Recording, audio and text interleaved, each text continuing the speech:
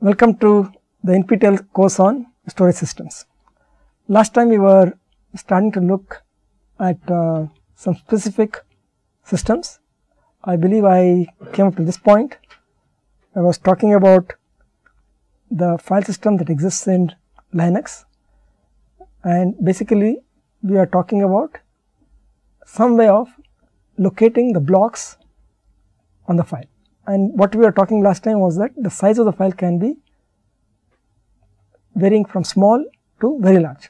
For example, you can have some files are exactly 0 bytes, 1 byte, all the way to terabytes. Okay.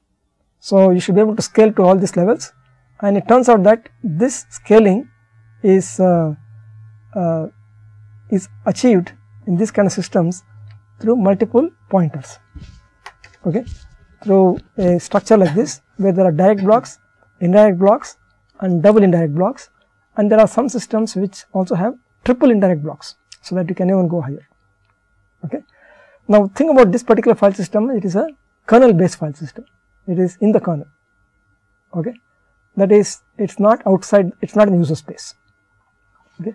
That means that these kind of systems are very difficult to engineer, change, okay, and typically these are modified only with great care, okay, because kernel code is extremely difficult to engineer to get it right. So, therefore, we find that there is newer versions of file systems, but that happen every so often. For example, we had ext2fs. This came in 1992 approximately, or 93, somewhere about that time. Then we had ext3 about early 2000, I think. Then about 2005 or 6, they were designed for ext4, which is what is being used right now. Okay. So, and now there is something called BTRFS, which is now also being looked at. Okay. These things happen every few years. Okay. The next one which I am talking about is a what you might call as a user based file system. This is the Google file system. Okay.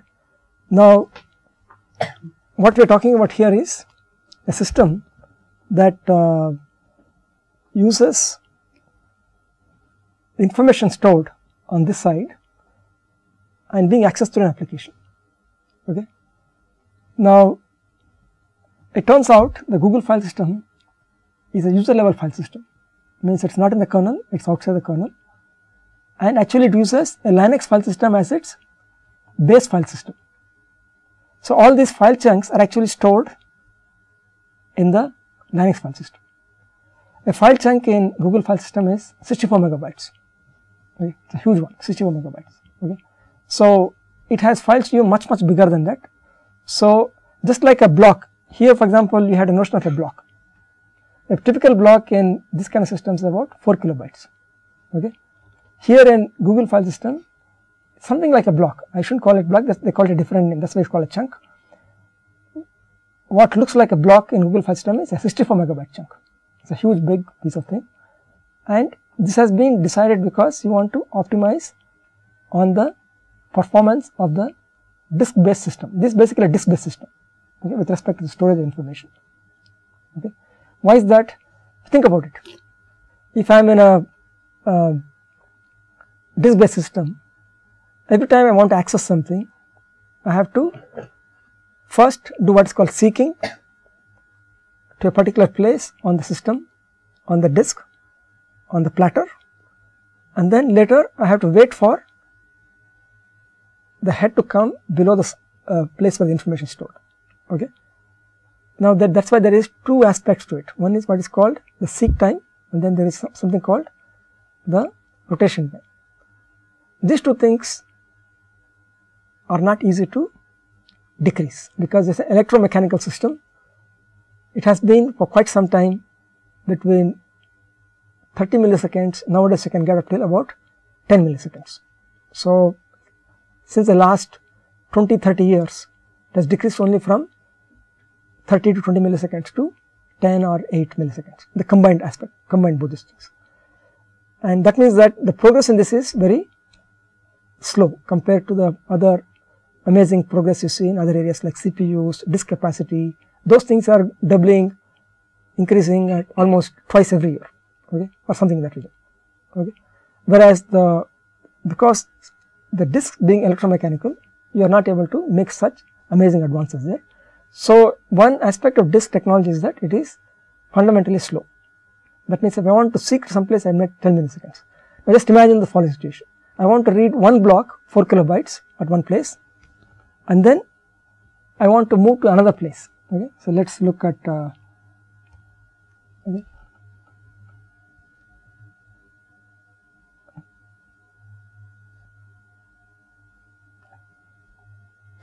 Some the desktop. Desktop. Here? No, not really. I forgot where it was. First one, sir. First program. Window channel. Okay. Okay. So, see, if you think about it, you have a. Okay, sorry. Let's say it's a disk. You have a block here, and you want to move to this block. Okay. So, this could be on one track, this could be another track. So, that means that I have to first move from this track to this track. So, there is a track seek time,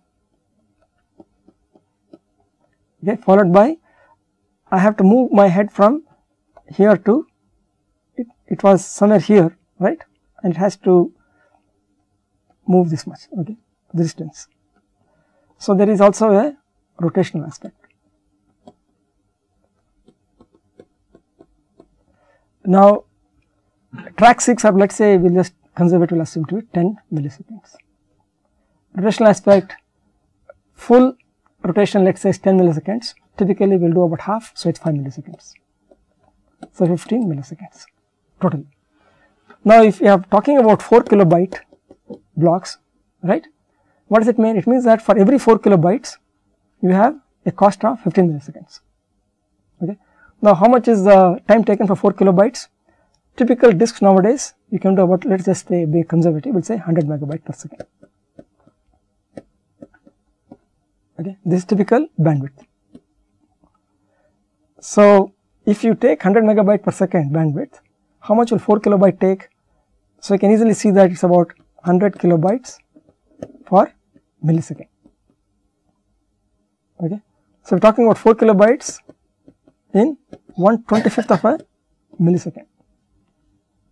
So, what we are doing is we are saying that if I want to go from here to here, I have an overhead of 15 milliseconds, but actual transfer time is 1/25th millisecond.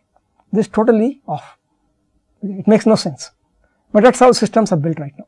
Okay. That is the reason why there is a lot of emphasis on all file systems to bunch things together, to make things as, let us say, clustered as possible. Clustering. You want to cluster the blocks. It's very critical. Okay. So, you can see the difference 15 milliseconds, 1/25th millisecond. These are useful activity, this is overhead. Okay. We are talking about a utilization of barely less than 1% if you do a seek every time. So, a critical thing about a disk is that if you want to really get any performance, you have to avoid seeks as much as possible.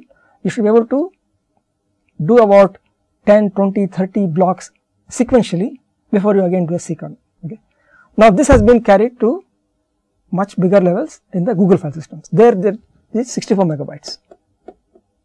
Now, just see what is 64 megabytes. You can see it is approximately about half a second, slightly more than half a second.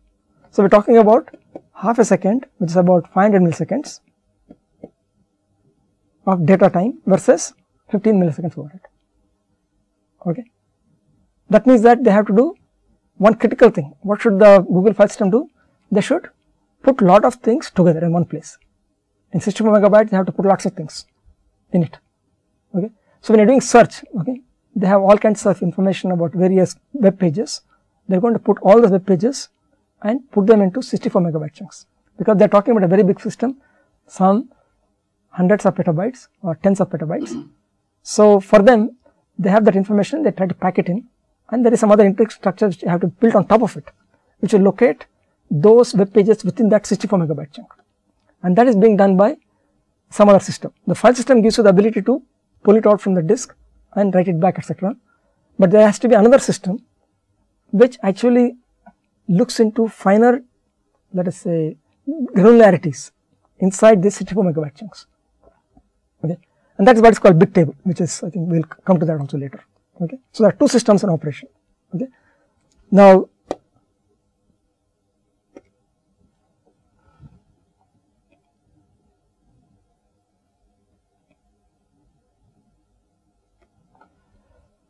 so basically these things are 64 megabyte chunks, and they are basically being served through chunk server. That means that this is a Linux file system here. Chunk server is a server on the Linux system which knows about the locations of these chunks. Okay. So, there is one Linux system here, is probably another Linux system, they are coding all these chunks. Okay.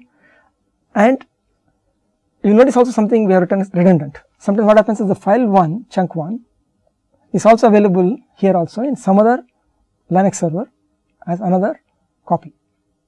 Okay. So, there could be 2 copies or 3 copies, typically 3 copies are kept, so that even if this particular system dies, the other things are available. Okay. The reason why they have to do it is because at the scale at which you are doing it, you will find that failures are very common. Okay. So, what you should do is you should design a system which is somewhat tolerant to failure. That is a critical aspect of the system. Again, why is that the case? It is because if you, again let us think about that part again. Okay. So, normally it turns out you can, a disk has got a bit error rate of 10 to the power of minus 15. What is it? 10 to the power of minus 15 bit error rate. That means that if you, in spite of all the coding that is done, Reed-Solomon coding, all the sophisticated error coding techniques are used, in spite of that, there is a residual error that is always there, that is 10 to the power of minus 15 bit error rate. What does it mean? It means you have 10 to the power of 15 bits, you will have 1 bit wrong, 1 bit is gone, whatever you do. Okay. That is what the disk will give you. Okay. The disk specification will give you 10 to the power of minus 15 bit error rate. So, now how much is 10 to the power of 15 bits? It is about 10 to the power of 14 bytes, that is about 100 gigabytes, sorry terabytes, made a mistake, this is terabytes, right, 100 terabytes. So, if you are talking about a system which is about tens of petabytes, that means that within that system there are at least about 100 or more bit errors, bit flips, somewhere there, we are not able to figure out. These are bits in error which you cannot figure out, whatever we do we cannot figure out whether they are okay or not, okay, because the disk has no way of finding out. Okay. So, these are somewhat dangerous errors because there is no way to figure out this. So, you have to build some additional things on top of it, okay, and that you can do by having some other extra error coding techniques on top of it. Okay. So, so basically it is not only because of the disks, it is also the case that you will have errors while transmitting it from multiple places, because you have, as mentioned, the servers out here, you are transmitting it through some network, they are going through some memory, right. This memory also can do bit flips. You normally use what is called ECC, this is error correction codes. Okay. Even these ones, their bit error rate is somewhere about 10 to the power of minus 12 or something like that, or minus 13, somewhere in that region. That means that even memory can get corrupted, and there is no way, the ECC also will not be able to tell you that something is wrong with it. Okay. That means that there is a problem here itself. So, there is a problem from the disk side, there is a problem from memory side, there is a problem from the network side. Okay. So, you basically want what is called end-to-end guarantees, end-to-end guarantees. Okay. That means I need to be able to say I am sending something from this side, in spite of whatever is there in between, I should be able to get it intact on the other side. How do you do that? That is a big issue. Okay.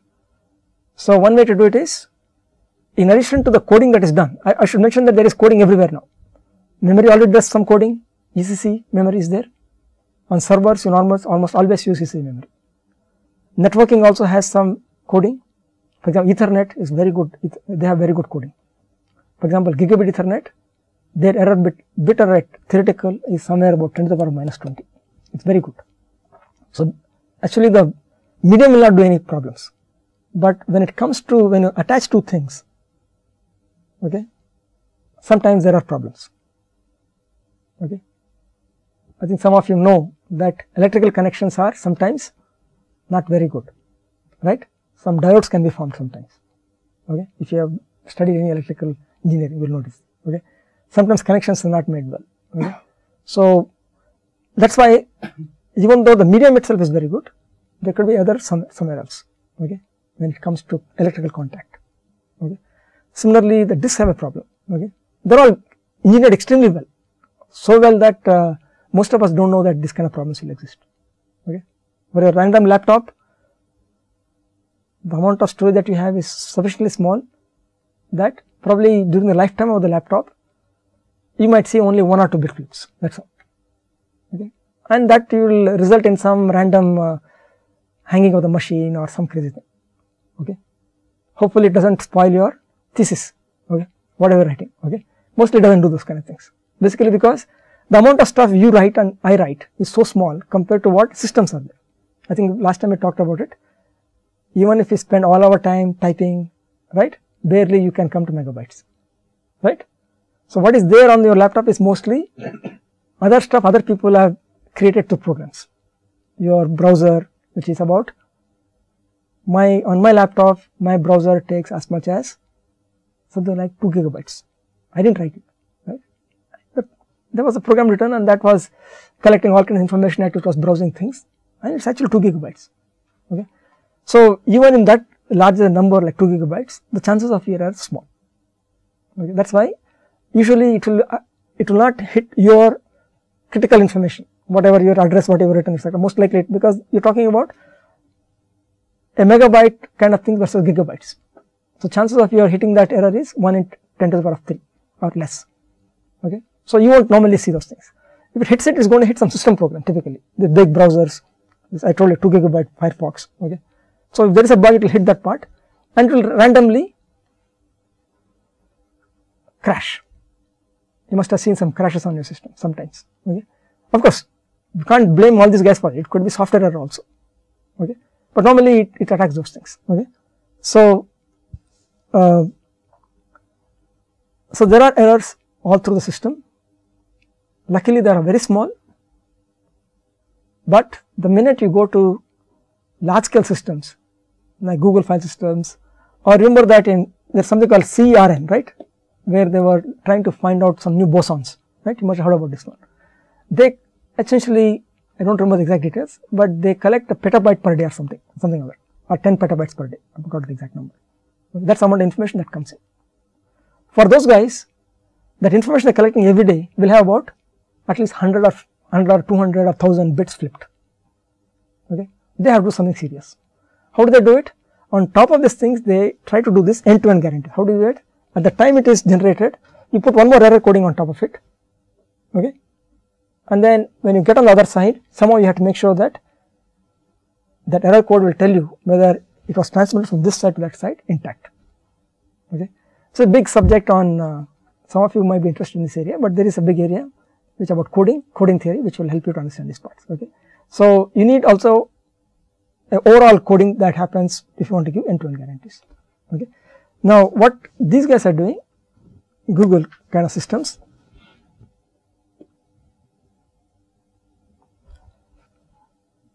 they are essentially saying that if there are any unrecoverable bit errors, it is being handled through copies.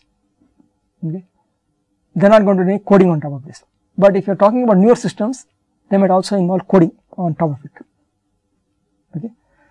So these are basically Linux servers. These file chunks are sitting on Linux file systems, most probably ext3 file systems. And application, what is application in the case of Google? It's going to be a search application. Okay. And what it does is, it talks to a master. What's a master? Master keeps track of the metadata. Okay. It knows, for example, which chunk server has got which file chunks. Okay. So what happens is that this master has all this information sitting in memory. It doesn't, it's not there in disk. Everything is memory based here, everything. Okay, and it has got a shadow copy just in case something happens to the master. It's a single master system, so this is a single point of failure, but because it's a shadow master, it can kick in if some bad thing happens to this guy. Okay, you don't have a system which has got multiple masters at the same time, because that design is even more complicated. We will talk about those things later. Having multiple masters at the same time is a slightly more difficult design. It has to be handled. Even advanced systems do that part, but in this particular Google file system of 2003, they had only a single master and they had a shadow master just in case this master failed. It will come in only when the master fails, otherwise it is a passive subject. There are now systems with active masters which can distribute the load also. And this master has a chunk mappings. So when an application wants some details, it asks the master, give me the locations of where these things are. That's what the chunk mappings are. And then application doesn't have to go to the master again, it can directly access the chunks. It knows that from the information it got from the master, it knows that this file chunk which I am interested in is there in chunk server 2, 7 and 8 at this offset, whatever it is. And then it talks to the chunk server. Chunk server is user space program. It goes, talks to the file system, ext3 file system, and says, give me that file which you have stored chunk 1, file 1, etc. So there might be files in the here just saying F1 C1, F1 C2, F2 C1, etc. Some names of that kind. Okay, so the chunk server just give me F1 C2 from ext3 file system, something like that. Okay, and then those things are again sent back to it doesn't go through the master again. So that goes to the master only at the time when it is seeing something for the first time. Okay, otherwise this guy will cache things, etc. Most of the attempt is to make sure that these things are picked up in large sizes, kept in memory, so that you don't have to suffer these 15 millisecond delays. Okay, this seek times, and the master index is completely in memory, so that it's almost instantaneous. The reason why we are able to see so many searches coming out very quick is precisely because most of it is memory based. Okay, so this is an example of a user based file system on top of a base file system. The base file system being Linux system. Okay, this is a different set of constraints compared to the kind of constraints that a kernel based file system will have. Okay, so we will look at some of these things more in detail. I think at this point I just wanted to give you two examples, one a kernel based file system and a user based file system, and the design aspects are quite different. The concurrency, what you want can handle in a kernel is different from the concurrence that is possible in a user based file system. For example, the concurrency here can be depend just on how many chunks are there, whereas in a kernel based file system, you cannot go beyond a certain number of kernel threads because it starts eating up memory. Okay, it becomes slightly more difficult to scale. Okay, this is much more scalable. Okay, so but the scalability is limited by the master size. The master, because everything is in memory, this part of it decides how big the system can be, because everything, all the metadata is stored in memory. So this can have about, let us say in those days beginning, that some you can guess as some approximately hundreds of gigabytes. Okay, in those days, 2003 approximately. Okay, nowadays it will be terabytes of memory. Okay, some people are talking about, even if you talk to high performance computing areas, they will talk about servers with petabytes of memory. Okay, but I just want to mention that there are some scalability issues in every of these designs that will decide exactly how far you can go. Okay, so one thing you should, when you think about all these things, is that there is a deep layering in the system. So as I mentioned already, we have already mentioned that the Google file system is sitting on top of Linux file system. That's one example of layering. But if you think more carefully, it turns out the layering is much more extensive. Okay, for example, there are various types of abstractions in the stack. When I talk about stack, I am talking about the software that is running all these things. Okay, there is a device specific stack, the block specific stack, file specific stack, application level stack. Okay, so for example, a disk can be what is called a SCSI disk. Okay, and it turns out SCSI has itself multiple layers in it. Okay. For example, SCSI has what is called upper layer, mid level and lower level. Now, the reason why it is like this is because SCSI itself is a very generic protocol. Okay.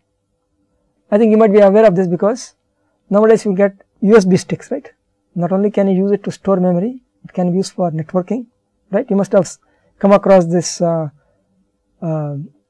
internet access things which also happen through USB. So, USB is a specific hardware format for interconnection, for not I shouldn't say interconnection, for getting some service. Your camera, for example, has some way in which to interface with USB devices, right. It has got some connector by which it can convert whatever you want to transfer there into USB sockets, right. So, you will see that USB has the ability to interconnect with lots of things, not just storage, it can be the communication, it can be to other things, printers, etc., right. That means that this USB is so, let us call it flexible, it can talk to storage devices, it can talk to network devices, it can talk to printing devices, whatnot. That means that somebody has to make sense of all these things. How is it done? It is done by layering the system, and the layering system first says the lower part of it is strictly connected with sending bit patterns, zeros and ones. Okay. I am just giving you one type of layering that is going on in USB devices. Okay. We will come to that later in more detail, but lower level, the lowest level in that on the stack will be, it will be just communication of bits. On top of it, you need to have some other things. Why? Because when you are, for example, you already put your USB stick on a laptop, right. You want to say I want to write to it, right. When you write to it, there is a speed at which the CPU can give it, the speed at which it can be put into the magnetic medium, if it is magnetic medium, or if it is solid state device, it has got a particular speed at which it can accept it, the information. That means that the CPU cannot just say, I just throw it at you, take it, right, because other party should be willing to accept it at a particular whatever rate it is capable of. Or imagine a printer also, right. Printers, you know that it is slow compared to electronic devices like memory sticks, etc. That means that the CPU also has to slow down with respect to slower devices. Somebody has to do this part. That is sort of a protocol specific thing. They have to talk to each other. One guy is sending bits, but the other guy on the top has to watch and see at what rate it has to be sent. And one can say, I finished writing it, you can now send me this next one. These are all the protocol specific. This is what is called, there is a way in which two guys are communicating. They are talking to each other and saying, yes, I am done, now you send me the next one, okay, or various things of that kind. Or it could also be something like, I am a tape, I can tell the other guy, please do rewind, go to the beginning, right. Somebody has to send this, that also is a protocol specific act, okay. So, it turns out there are device specific things, like for example, tapes, you know, they have some device specific things. There is this protocol specific things, sorry. There are communication layer specific things. USB has similar things, SCSI also has similar things. SCSI is basically a storage protocol, USB is a slightly more general protocol, it is not only geared for storage, but SCSI is very much geared for storage, okay. And we will discuss why SCSI has a certain storage aspect to it. What do you mean by saying a storage specific aspect? Basically what we are talking about, what we mean by that is that you know that storage is slow. When you are dealing with slow devices, you might have a different way of dealing with than if you are dealing with fast devices. A good example is, suppose I want to seek to a place, it is going to take 15 milliseconds, let us say. Now 15 milliseconds you can say is something like, almost like to paraphrase, because what is the unit of time for CPU? It is about nanoseconds. What is the difference between nanoseconds and milliseconds? It is a factor of 10 to the power of 5 or 10 to the power of, approximately 10 to the power of 5. If you think about it, it is like 1 second versus 4 to 5, 6, 8 weeks. Okay. That means that the CPU, when it makes a request, it can take something like such a large time. The best thing is to let the device tell you when it is done. I can't be keeping on checking whether the guy is done or not. I initiate it and then I let that slow device take whatever time it wants to do it. When it's finished, it is its job to tell me that it's done. I will not be polling it. I will not be keeping on checking it, has it done. That means that suppose there's a bus. All these devices are sitting on it, CPU, slow devices, all those guys are sitting on it. Normally, the fast guy is usually the bus master. Okay, that guy decides when you can use it. But in this case of SCSI protocol, because it is so slow, it also can, the slow device also can become bus master, because only it knows when it is done. Otherwise, I have to keep on pulling it. Okay. So, you will notice that there are some specific protocols, device specific aspects in the protocols. Okay. So I just mentioned about block devices. I think we looked at this previous system. This is an example at which there is some protocol between chunk servers, application, master. There is some protocol here also. Okay. Not only at the device level, but there is also at the user level, there is also another protocol going on. Because they are different things, these are all different systems. These are Linux system 1, Linux system 2, Linux system 7, application is running somewhere else, okay, master is somewhere else, all these things are, there is a protocol going on. Okay. Now, what is more interesting also is that you might have heard about the network stack, right? You heard about this 7-layer stack, etc. It turns out storage actually uses, because if you look at it, there is some networking going on here also. That means if you look at the whole thing, not only is there a storage stack, there is also a network stack also as part of your system. And there are very specific network stacks for storage.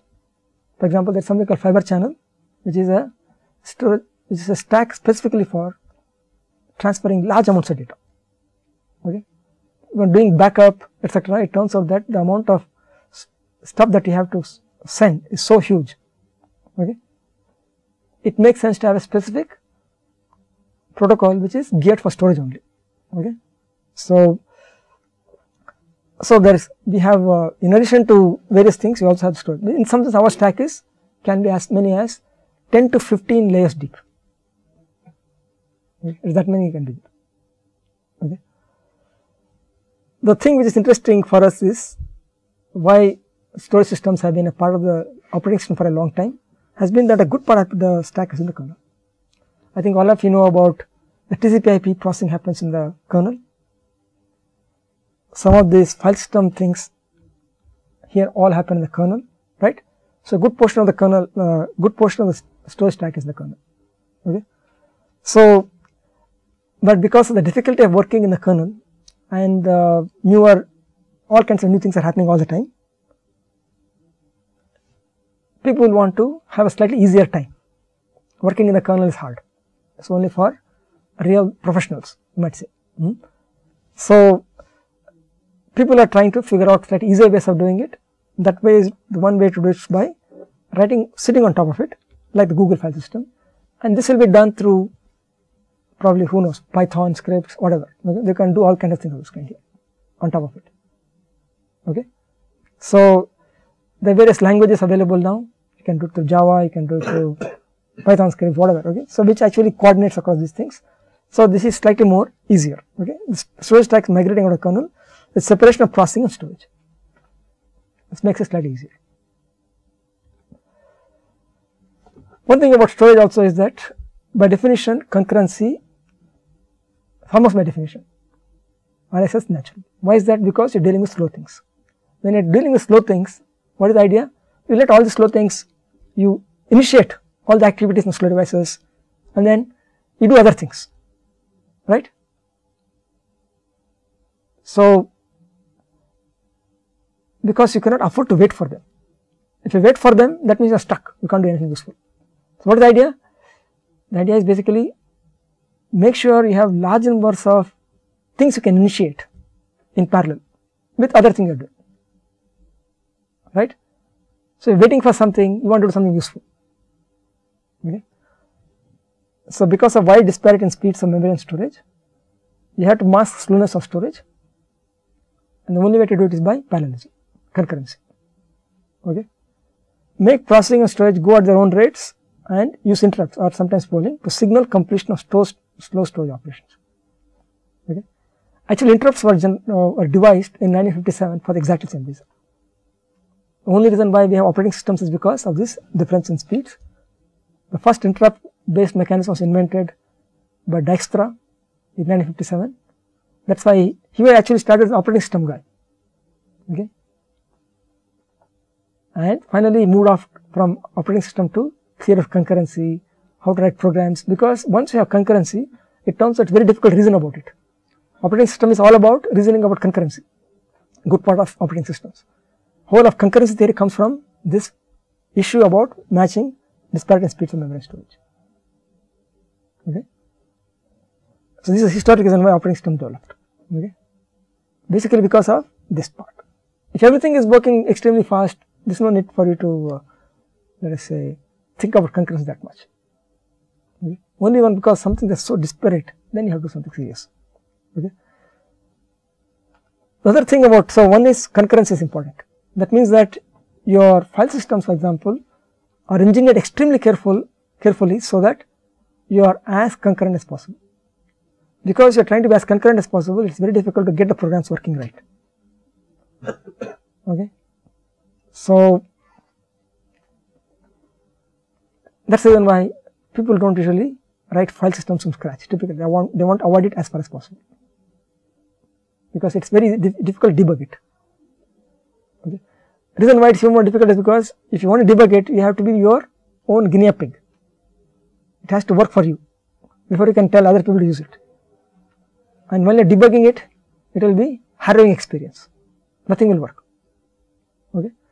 So, that is one of the reasons why file systems and storage systems change slowly.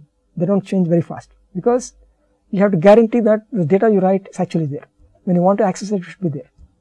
If you are not able to guarantee even that minimal thing, it looks like a small thing, but actually it is a very tough thing. You can't even get started, because you are going to store your, if you are developing the system, you have to depend on it, you have to use it yourself. Okay. As I say, there is a famous word in, you have to eat your own dog food, that is what I call it. Okay. That is the principle. Okay. You create something, you better use it before anybody will start using it.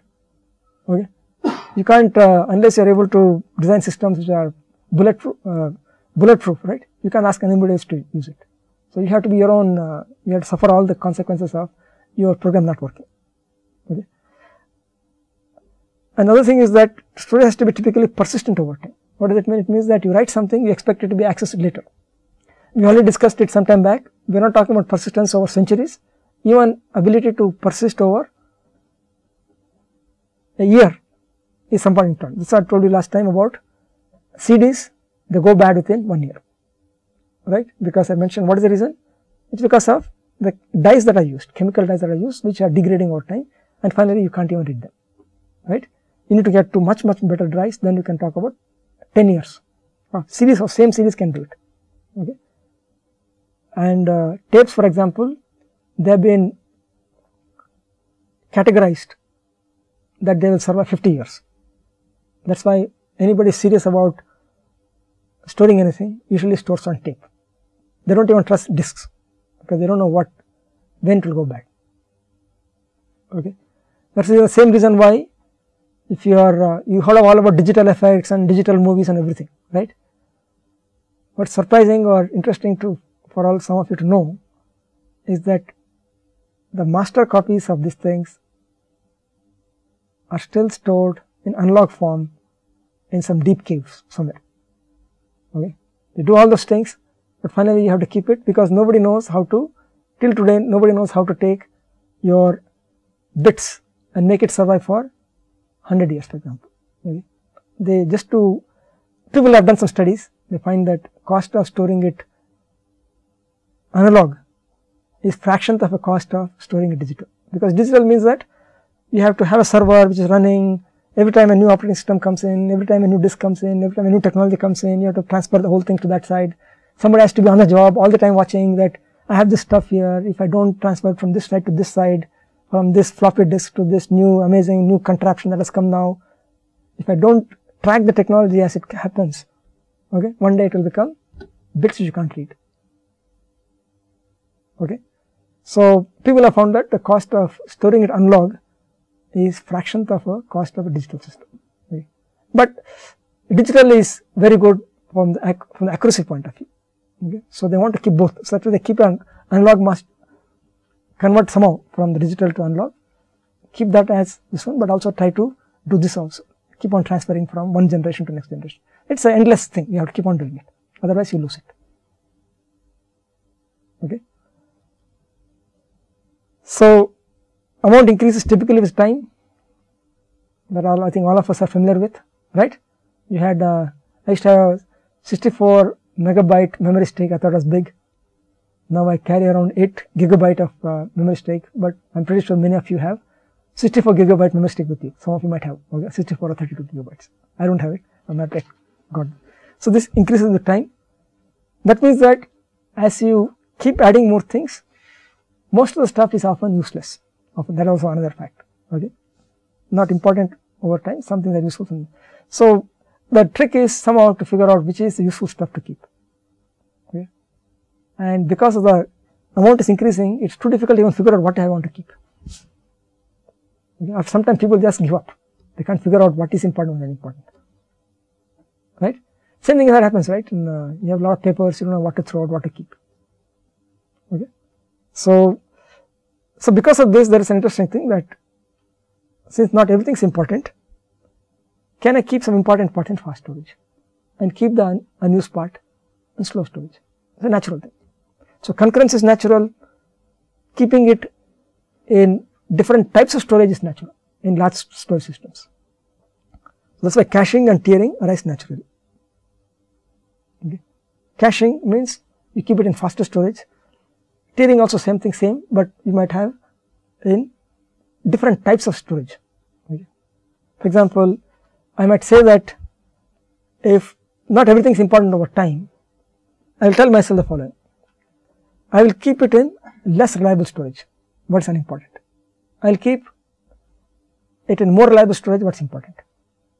One way to do it is, I have older disks which were done in older technology, which I'm not as trusting of that. I know that it will fall apart. I will not keep most important stuff on that old disks. I keep it in the new disks. Or it could be something else also. Nowadays, you have something called solid state disks. People are not sure about how good the solid state disks are over a period of time. Or like our CDs also. Nobody knows whether it will last 1 year or 2 years. So even that it may be newer technology, but if I'm not sure about it, I want to keep my stuff in the reliable part of the storage system. So I have tiers. It could be a reliability tier based on reliability considerations. It could be performance tiers based on performance characteristics. It could also be security considerations. Okay. I can tier it at all levels or multiple levels. Okay. All these things have multiple possibilities. I can have a cross product of these possibilities. Okay.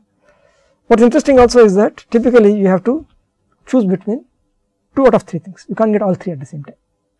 If you want to get all 3, you have to spend an insane amount of money. Okay. You either decide to choose speed or capacity or cost. Okay. For example, let's take the case of speed and capacity. Okay. I can always have 10 petabytes of memory, right? It's got capacity, it's got speed, but the cost will be astronomical. I will be bankrupt. Or I can have capacity or cost. I can have easily nowadays 3 terabyte disk, cost also is cheap, but I will not get speed. I can have speed and cost, but not capacity. Okay.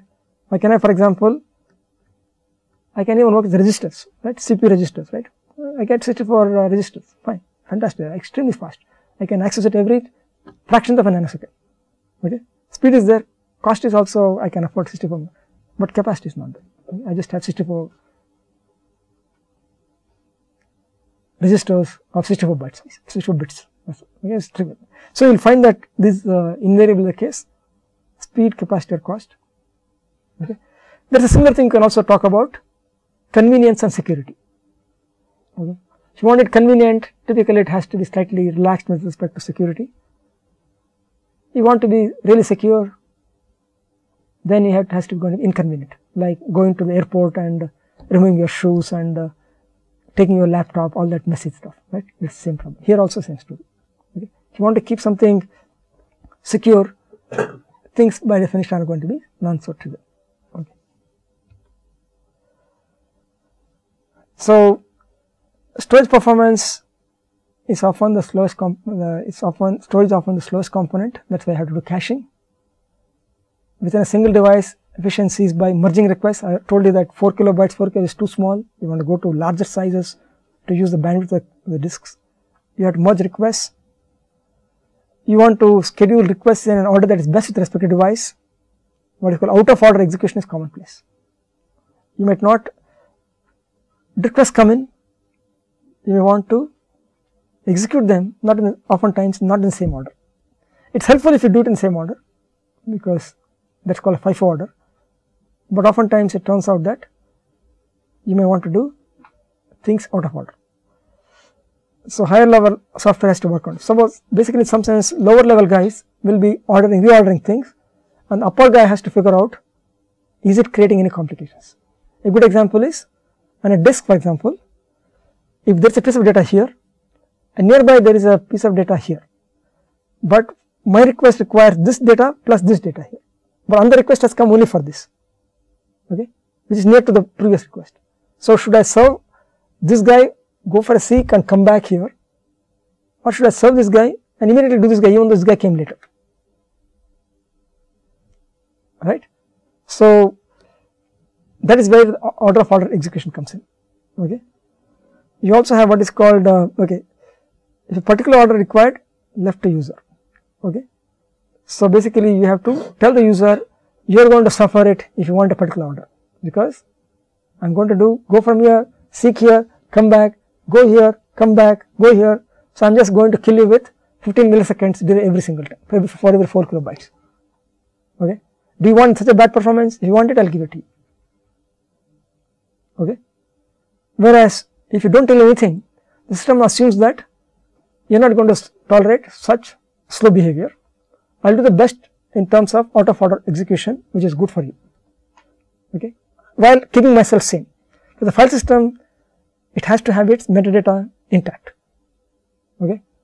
So it turns out for updating its own metadata, it will actually do it in the order it is required.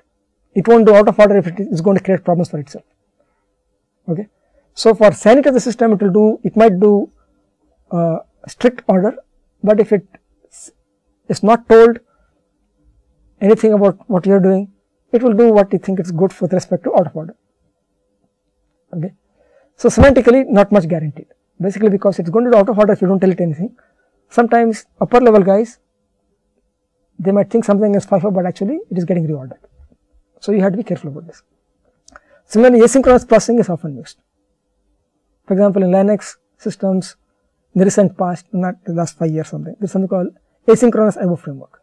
That means that you can initiate a request and then the kernel goes and does other things, and later when it is completed, it gets an interrupt.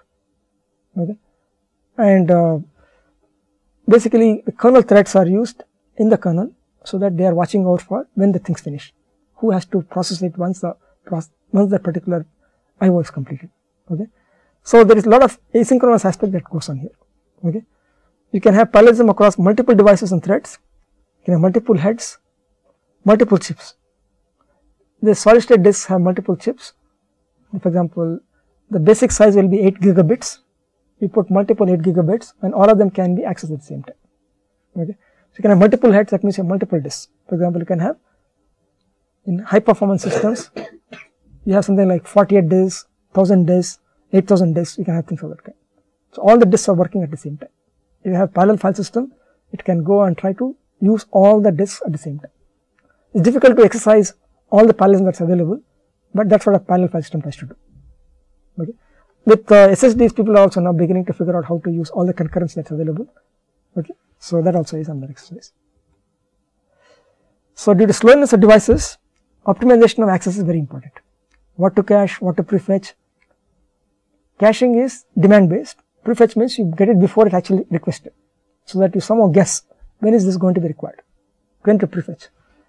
The big problem is usage patterns typically not known a priori. Nobody tells you what you are going to be accessing. For example, you might be using Firefox 1 minute, suddenly you start a Skype session, suddenly you want to do some terminal session or whatever, right? And it is going to have a different types of storage accesses depending on what you are doing. Okay? Nobody tells you that. You are not going to tell the operating system what's going to happen, right? It has to figure out based on your accesses. You have to figure out what you are doing. Okay? So that's why there's a big difference in performance whether sequential access or random. I already mentioned to you, if you keep pulling out 4 kilobytes followed by seek, your performance really is going to be pitiful. Okay? So if it is sequential, somehow you can guarantee it is sequential, then it is much better.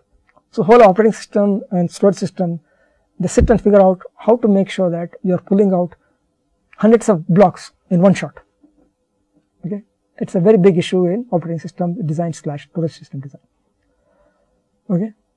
Again, similar to that, if you are doing tiering, system is slow if too many on demand migrations from slow to fast tier of storage. There are too many latency delays. Okay? Often optimizations, critical and override semantics. I already mentioned this, out of order processing typical. That's why you have complex higher level software. Okay? And for the same reason why databases and file systems are slightly complex things. They are not that simple to design. Once it is designed, people don't tend to change it. Okay? So typically because of the complexity, simple and robust methods are useful, because there is a certain let's say, just avoid the complexity, you find that this is something useful. Okay? So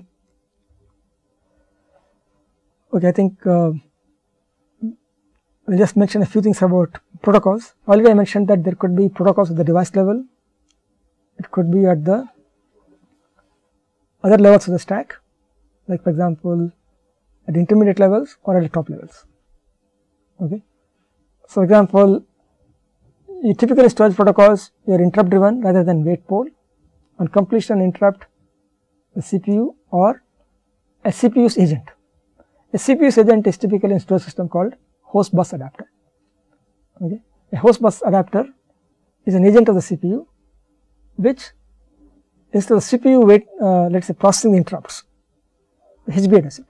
For example, let's say the CPU wants a buffer of 16 kilobytes. Then without a HBA, the CPU will interrupt it 4 times for every 4 kilobyte transfer. Okay. So to avoid the CPU getting interrupted so often, they have host bus adapter, which is another small little system of its own. It's another CPU, you might call it some kind of a small system. The disk subsystem will interrupt the HBA. HBA will take each of those 4 blocks that have been read, put them together, what is called reassembly. Okay? In networking, you might have heard of something called segmentation and reassembly, SAR, right? So the HBA basically does the SAR for storage devices. Okay? Okay? So you have HBA or similar agents, helps segmentation reassembly. HBAs do other things also. We will not get into it, but one of the things it does is this. Okay. What is called split phase transactions are also common. What are split phase transactions? Instead of doing, I sent something, you respond back, right? You send something and you essentially opt the transaction for some time, and later, sometime later, again you initiate this transaction. Okay. It's not as if when I send it, I am waiting for the other guy to respond. Okay. I send it, I do other things, I just completely lose track of the beginning part of it. Okay, I just go and do other things. Sometime later, I will be told that you didn't complete transaction, you better finish it now. Okay.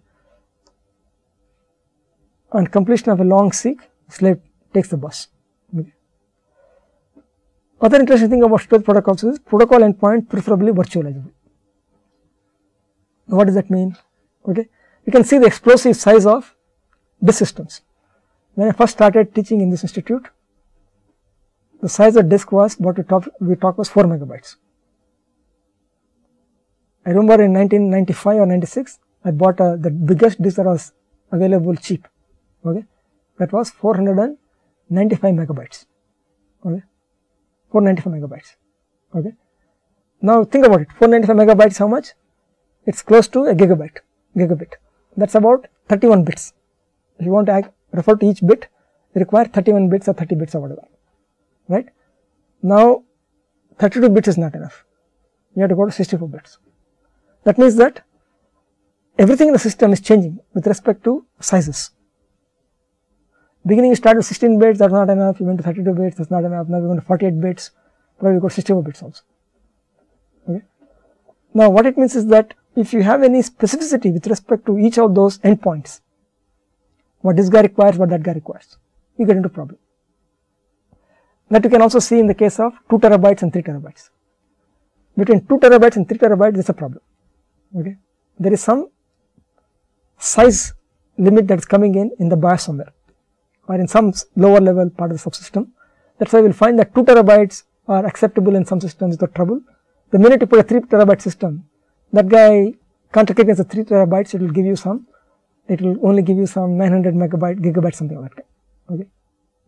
Because it is chopping off, it is doing some truncating of the higher bit, something of that kind. Okay. So what is important is that since evolution of these devices are taking place all the time, you want it to be what is called virtualizable. That means that you don't want it to be a hard, let us say, numbers which are fixed once for all. You want to be able to do something which, depending on the situation, you can change certain things. Okay. So, for example, SCSI devices, right? Originally they started an electrical bus, now they are networkable. You have something called SAS devices, SCSI based storage systems. Okay. Nowadays you can even access a disk through internet. There is something called iSCSI. There is a disk sitting out there. I can send commands through internet to talk to that disk. That is called iSCSI. So now the thing is, it could be electrical bus, it could be network, etc. So what's important is that somehow you want to make sure that the aspect relating to storage and access, that should be independent of which way I actually access it, whether I'm accessing the electrical bus, network, etc. In a sense, that's what I mean by saying it has virtualizable. It should be designed in such a way, in a client server kind of model, let's call it client server model, which somehow abstracts away from these issues. If you are able to do a successful abstraction, the same SCSI protocols will keep living on. For example, the SCSI devices came in 1980, it came in 82, 83, somewhere about that time. Some new versions came out. The SCSI 2 came in about, I think, mid 90s. SCSI 3 came in early 2000. And in spite of all these changes, in spite of the speed changes, in spite of all those things, in terms of the SCSI protocol has not changed, mostly. Minor additions have been made here and there. Okay, because it is robust with respect to changes in the device space. Okay, that's one of the things that are, okay. Devices can have arbitrary structure as long as they speak SCSI protocol.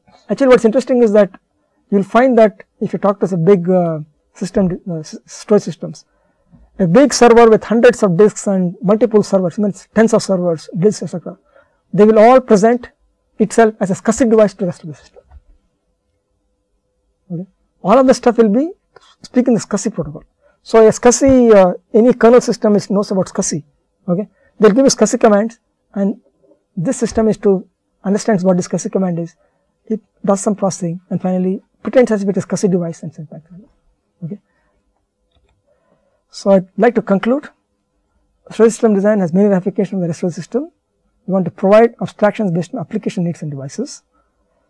Design needs to be sensitive to cost, device and manageability. Okay. It also introduces new abstractions with time. We will talk about this soon. For example, key value stores an example.